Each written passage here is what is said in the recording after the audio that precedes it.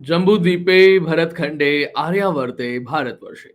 Jambu talks देखने वाले हमारे सभी दर्शकों का बहुत बहुत स्वागत, अभिनंदन। मैं हूं आपके साथ निधीश गोयल, करता हूं आप सभी का यथोचित अभिवादन। आज की बात जगदीप धनखड़ की। बहुत सारे लोग बोल रहे हैं कि जगदीप धनखड़ को इसलिए उपराष्ट्रपति पद का उम्मीदवार बनाया गया, एनडीए की तरफ से, भाजपा की तरफ से। जीत तो देखिए तय ही है, क्योंकि जितने वोट उन्हें चाहिए उतने अकेले एनडीए के पास है। उन्हें बाहर से किसी के भी समर्थन की आवश्यकता नहीं है। द पॉइंट इज लाइक कि जगदीप धनखड़ ही आखिर क्यों बने हैं उपराष्ट्रपति पद के उम्मीदवार, दूसरा कोई क्यों नहीं। इसके कई सारे कारण हैं और मैं एक एक करके आपको उन सभी कारणों को बताऊंगा। सबसे पहले जो कारण सुनिए, जगदीप धनखड़ के व्यक्तिगत से अलावा जो इस समय उपराष्ट्रपति हैं, the name is Venkaiah Naidu. Venkaiah Naidu जो है वो जब उपराष्ट्रपति बने थे उसके बाद से उन्होंने कई बार इस तरीके की एक इच्छा जाहिर की थी या फिर बताया था पट्ट देख करके कि देखिए पहले ये उपराष्ट्रपति थे, फिर ये राष्ट्रपति बने, फिर ये उपराष्ट्रपति थे, फिर ये राष्ट्रपति बने। तो शायद उनके मन में इच्छा रही होगी। मतलब ध्यान रखिएगा, भाजपा जो है वो गलतियों को माफ नहीं करने वाली एक पार्टी कम से कम मोदी युग में तो बन चुकी है। इस और वो गलतियां चाहे बाहर वाले की हो यानी कि विपक्षी की हो या अपनी पार्टी के अंदर के कार्यकर्ता की हो। आप देख रहे होंगे पिछले काफी समय से वेंकैया नायडू का बहुत ज्यादा नाम जो है वो सुनने में आपको आ भी नहीं रहा होगा किसी भी तरीके से। एक बड़ी गलती जो वेंकैया नायडू ने कही थी, वो करी थी, वो आपके साथ में आज साझा करता हूं। आप जानते हैं कि पंडित अटल बिहारी वाजपेयी जी की सरकार के समय जो वो 6 साल चली थी, उस समय भाजपा ने 3 नए राज्य बनाए थे, एंड नेमली झारखंड, उत्तराखंड और छत्तीसगढ़। भाजपा हमेशा से छोटे राज्यों को बनाने की पक्षधर पार्टी रही है, इसलिए 3 राज्य उस समय बनाए भी गए थे। ठीक वैसे ही भाजपा आंध्र प्रदेश का भी बंटवारा चाहती थी और तेलंगाना भाजपा बनवाना चाहती थी। लेकिन हुआ ये कि भाजपा से अलग चंद्रबाबू नायडू जो है वो आंध्र प्रदेश का बंटवारा नहीं चाहते थे, वो तेलंगाना नहीं बनवाना चाहते थे, और वेंकैया नायडू की उनसे अच्छी खासी दोस्ती थी। और इसी कारण से उसी दोस्ती की चाह में उसी को आगे बढ़ाते हुए वो पार्टी को भी उसी साइड में ले गए। और जब आंध्र प्रदेश का फाइनली बंटवारा हुआ, तेलंगाना बना, तो उसका पूरा श्रेय केसीआर को चला गया, जो आज तेलंगाना के मुख्यमंत्री भी हैं। और भाजपा को उसका किसी भी तरीके से कोई श्रेय नहीं गया जो मिल सकता था अगर वेंकैया नायडू भाजपा के अनुसार चलते तो। ये एक बड़ी गलती रही। हालांकि ये ऐसा नहीं है कि ये गलती आज की रही है, इस गलती के बावजूद भी वो उपराष्ट्रपति बने, उन्हें पूरा का पूरा सम्मान मिला। बट इवन देन हमें इस बात को थोड़ा तरीके से समझना चाहिए। अब बात ये है कि केवल राज्य बनने से क्या केवल कुछ हो जाता है। आप देखेंगे उत्तराखंड में सरकारें बदलती रही हैं, उत्तराखंड में इस बार भाजपा की सरकार आई है, और झारखंड में जो है, झारखंड में तो भाजपा को बड़ी मुश्किल से कोई सरकार जो है वो बन पाई है, बड़ी मुश्किल हुई है भाजपा को वहां पर बहुमत कभी भी हासिल करने में। छत्तीसगढ़ में जरूर भाजपा एक बार 15 साल जो है वो स्टेबल रही डॉक्टर रमन सिंह के शासनकाल में, और उसके बाद में शिबू सोरेन, और ये चीजें जो है वो लगातार आगे बढ़ी हैं। तो मैं झारखंड और छत्तीसगढ़ और उत्तराखंड के बाद में जो आगे बात करता हूँ वो ये है कि पॉइंट ये आता है कि अगर कोई नया राज्य बनता है तो वो नया राज्य किस राज्य सत्ता के कारण से बना है, ये वहां के लोग याद रखते हैं और उसका महत्व जरूर होता है। और ये महत्व वेंकैया नायडू के कारण से भाजपा ने खो दिया तेलंगाना के विषय में। और ये वही तेलंगाना है जिसके लिए, जिसको केंद्र में रखते हुए अभी जो भाजपा की राष्ट्रीय कार्यकारिणी की बैठक हुई, तब भाग्यनगर नाम जो है वो पुकारा गया प्रधानमंत्री नरेंद्र मोदी के मुंह से। और आप ध्यान रखिएगा, पहले भी एक वीडियो में मैंने कहा है कि अगले वर्ष तेलंगाना के चुनाव है। ये तेलंगाना अब जहां पर भारतीय जनता पार्टी के विधायक तकरीबन 9 के बराबर है, नगण्य की संख्या में है, यहां भाजपा की किसी भी तरीके से सरकार बन जाए, ये कोई बहुत बड़ी बात नहीं होगी। लेकिन केवल एक यही कारण नहीं है, वेंकैया नायडू की बात हो गई। दूसरी बात करते हैं, चूंकि जगदीप धनखड़ भी जाट समुदाय से आते हैं, और एक दूसरे राज्यपाल हैं जो भी जाट समुदाय से आते हैं, उनका नाम है सत्यपाल मलिक। अब यहां पर ये याद रखिए कि अक्टूबर में सत्यपाल मलिक का जो है वो कार्यकाल पूरा हो रहा है, और ये सत्यपाल मलिक राज्यपाल होते हुए, चाहे वो भाजपा हो या भाजपा के अध्यक्ष हो या देश के प्रधानमंत्री हो या देश के गृह मंत्री हो, उन सभी को गरियाते रहे, गलियाते रहे हैं, खूब गालियां दी हैं उन्होंने, और भाजपा ने इसे सुना है। ये बात समझ लीजिए, हो सकता है सत्यपाल मलिक का शिशुपाल हो जाए। उनका नाम सत्यपाल है, लेकिन उनका शिशुपाल हो सकता है। और शिशुपाल की कथा हम सबको पता है, 99 गलतियां जो हैं वो भगवान श्री कृष्ण ने माफ की थी, और उसके बाद में क्या हुआ था। इस बात से ये मत समझिएगा कि श्री कृष्ण की उपमा मैं किसी को दे रहा हूं, ना मैं कभी श्री कृष्ण या चाणक्य ऐसी कोई भी उपमा, ना कम से कम जम्बू टॉक्स में हम किसी शो में, ना प्रधानमंत्री नरेंद्र मोदी, ना अमित शाह को ऐसा किसी भी व्यक्ति को नहीं देते हैं, और ऐसा देना पसंद भी नहीं करते हैं। मैंने एक वाकया बताया है, सत्यपाल मलिक का शिशुपाल वाला वाकया हो सकता है अक्टूबर के बाद में। और चूंकि जगदीप धनखड़ जो है वो जाट समुदाय से आते हैं, तो जाट समुदाय के एक व्यक्ति को उपराष्ट्रपति बनाना, ये एक तरीके से एक इतनी बड़ी घटना है। मैं आपको बता दूं, उत्तर प्रदेश चुनाव से पहले, विधानसभा चुनाव से पहले 60-70 जाटों का डेलीगेशन गृह मंत्री अमित शाह से मिला था, और काफी शिकायतें हुई थी, लंबी चर्चा हुई थी कि हमारे समुदाय के किसी व्यक्ति को आपने कुछ बनाया नहीं, कैबिनेट मिनिस्टर नहीं बनाया, और कैबिनेट मिनिस्टर अब किसी जाट व्यक्ति को बना देते। उससे बड़ी चीज जाटों को इस सरकार की द्वारा दे दी गई है, जगदीप धनखड़ को उपराष्ट्रपति बना करके। ये दो लोगों के बारे में मैंने कहा।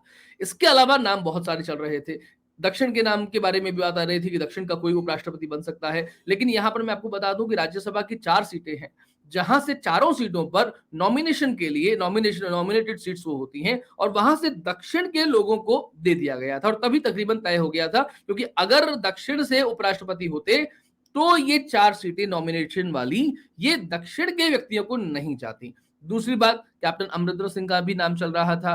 इसके अलावा कोई जातिवाद के हिसाब से या क्षेत्रवाद के हिसाब से, मैं आपको यहाँ पर क्लियर कर दूं कि जगदीप धनखड़ का उपराष्ट्रपति होना केवल जाट समुदाय के कारण से नहीं है। और जो लोग ये बात कह रहे हैं कि राजस्थान में चुनाव आ रहे हैं, उसके कारण से जगदीप धनखड़ को उपराष्ट्रपति बनाया गया है। और इस समय तो राजस्थान के साथ में बड़ी खुशी की बात यह है कि लोकसभा अध्यक्ष ओम बिरला और राज्यसभा के सभापति यानी कि उपराष्ट्रपति जगदीप धनखड़, ये दोनों ही राजस्थान से आते हैं। लेकिन ये बात भी आप मान के चलिए कि अगर उपराष्ट्रपति पद का चुनाव 2023 के बाद भी होता, यानी कि राजस्थान की विधानसभा चुनाव घटित हो जाते, रिजल्ट आ जाते, पार्टी किसकी सरकार बनती किसकी नहीं बन जाती छोड़ दीजिए, तब भी जगदीप धनखड़ ही भाजपा एनडीए की तरफ से उपराष्ट्रपति पद के उम्मीदवार होते। ये मैं कह सकता हूं। राजस्थान के चुनाव में फायदा मिलेगा, ये एक अलग बात है। चुनाव हो रहे हैं, ये इत्तेफाक की बात है, फायदा होगा अलग बात है। लेकिन अगर चुनाव नहीं होते अभी और चुनाव के बाद में उपराष्ट्रपति पद का उम्मीदवार तय होना होता, जगदीप धनखड़ तब भी आते। जगदीप धनखड़ के साथ में केवल जाट समुदाय वाली बात नहीं है, जाट समुदाय वाली बात, राजस्थान के चुनाव वाली बात भी है, लेकिन उससे अलग जो बात है वो उन्हें महत्वपूर्ण बनाती है।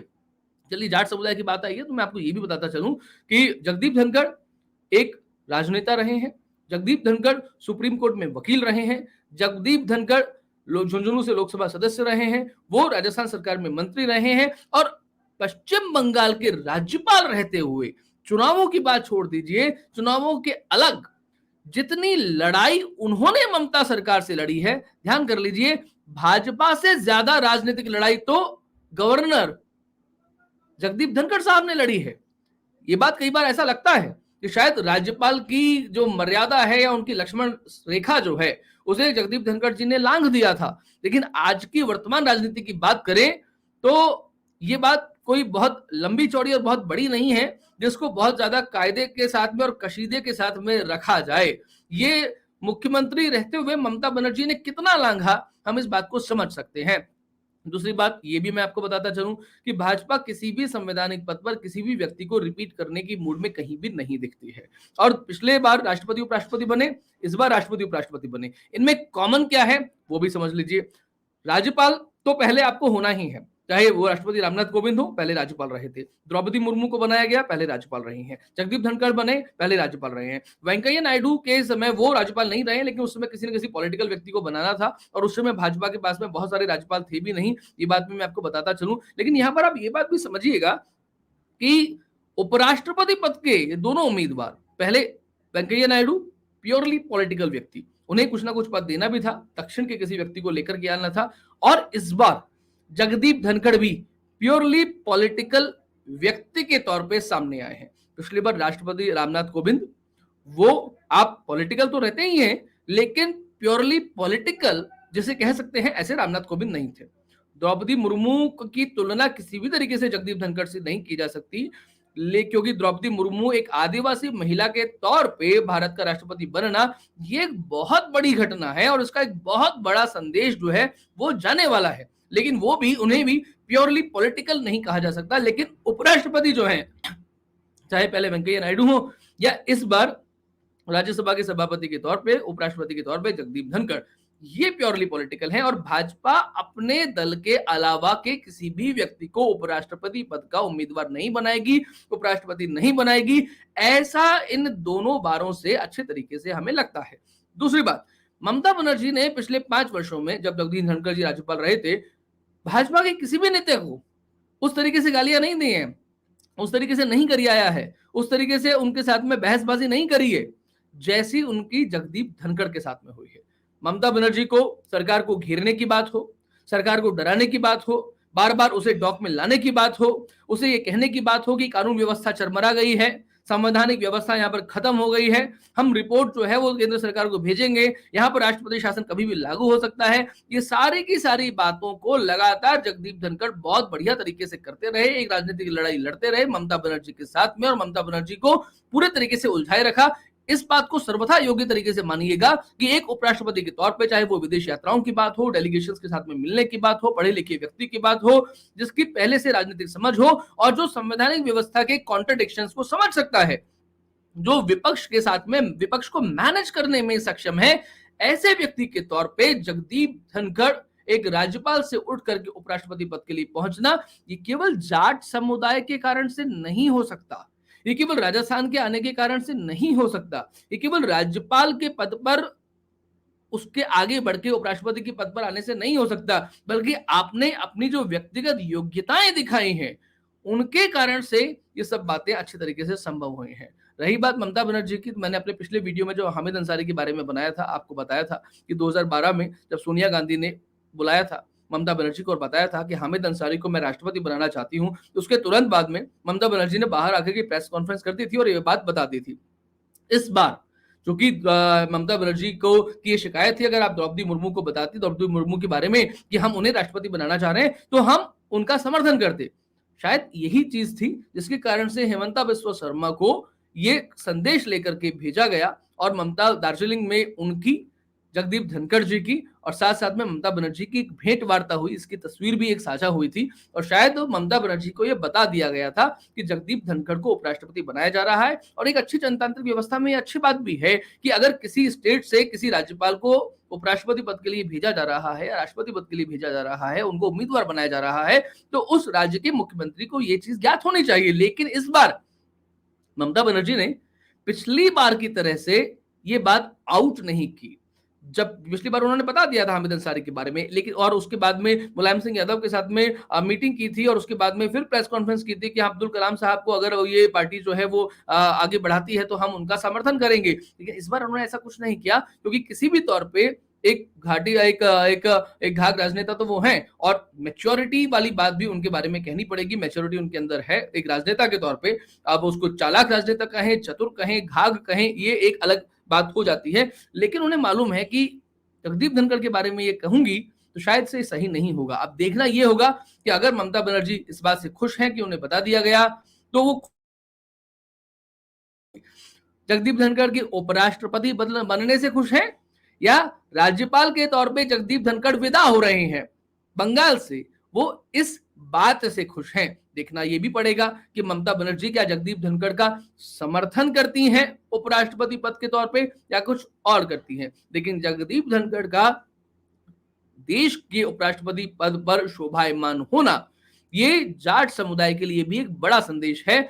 जहां हरियाणा में, पंजाब में, पश्चिमी उत्तर प्रदेश में, राजस्थान में, दिल्ली में बार बार भारतीय जनता पार्टी को, एनडीए को जाट समुदाय को मैनेज करना पड़ता था, क्योंकि जाटों के लिए उनके पास में कोई विशेष स्थिति थी नहीं।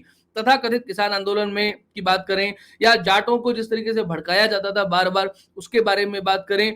सत्यपाल मलिक की अगर मैं बात कर दूं तो हो सकता है कि अक्टूबर के बाद में सत्यपाल मलिक को जेल भी हो जाए, ऐसा मैं कह सकता हूं, क्योंकि जिस तरीके से उन्होंने चीजें कही है, ये उसके बाद में सत्यपाल मलिक जेल चले जाएंगे एज अ जाट नेता।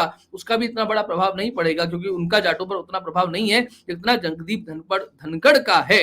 इस बात को भी आप अच्छे तरीके से समझिएगा। ऐसे में पश्चिमी उत्तर प्रदेश में 2014 में खास तौर पे भाजपा की जो स्थिति थी और 2019 में जो डाउन हुई बिकॉज बसपा और सपा का आपस में गठबंधन हुआ, तो शायद भाजपा एक मैसेज ये भी देगी और जाटों के साथ में ये इससे बड़ी चीज कोई दूसरी हो नहीं सकती कि अब की बार 2024 में जो लोकसभा के चुनाव होंगे उसमें भाजपा पश्चिमी उत्तर प्रदेश में बहुत बेहतर परफॉर्म करे। राजस्थान, पंजाब, हरियाणा, छत्तीसगढ़ और दिल्ली की बात जो है उस पर कितना प्रभाव पड़ता है ये तो समय बताएगा ही, लेकिन 2022, 2023, 2024 जगदीप धनखड़ चुनावों के हिसाब से, जगदीप धनखड़ व्यक्तिगत योग्यताओं के हिसाब से, जगदीप धनखड़ जाट समुदाय के हिसाब से हर तौर पर सर्वथा योग्य और सर्वथा प्रशंसनीय उपराष्ट्रपति के तौर पे भारत के लिए सिद्ध होंगे, ऐसा मुझे लगता है। आपको लगता है कि हम देश और धर्म के लिए अच्छा काम कर रहे हैं तो हमें सपोर्ट कीजिए, चैनल को सब्सक्राइब करें, वीडियोस को लाइक और शेयर जरूर करें और अपना धर्मांश कुछ आर्थिक सहयोग देकर के हमें अनुग्रहित अवश्य कीजिएगा। नमस्ते, जय हिंद, जय भारत, वंदे मातरम।